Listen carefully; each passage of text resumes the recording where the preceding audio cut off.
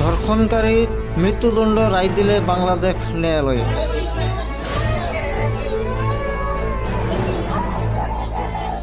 বাংলাদেশৰ ইতিহাসত এই প্ৰথম কোনো ধৰ্ষণকাৰীক মৃত্যুদণ্ড ৰায় দিয়া হ'ল। বাংলাদেশৰ মেহেৰপুৰৰ পঞ্চম শ্ৰেণীত পঢ়ি থকা এগৰাকী শিশুক ধৰ্ষণ কৰাৰ অভিযোগ উঠিছিল এই শাকিল নামৰ ল'ৰাজনৰ ওপৰত। 29 দিনৰ ভিতৰত বাংলাদেশৰ ন্যায়ালয়ে ধৰ্ষণকাৰীক মৃত্যুদণ্ড ৰায় দিলে।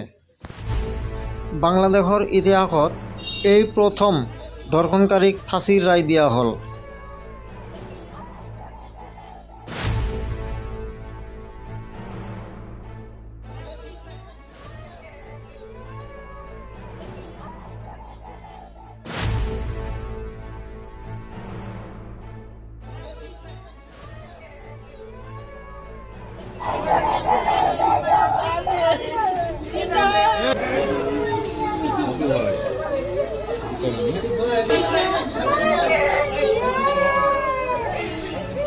প্রথম থেকে আশা করেছিলাম যেন এরকম বিচারই আমরা আইনের মাধ্যমে পাই, বুঝছেন। এই বিচারের রায়টা আজকে শুনে আমি খুশি এবং সবাইকে ধন্যবাদ জানাই।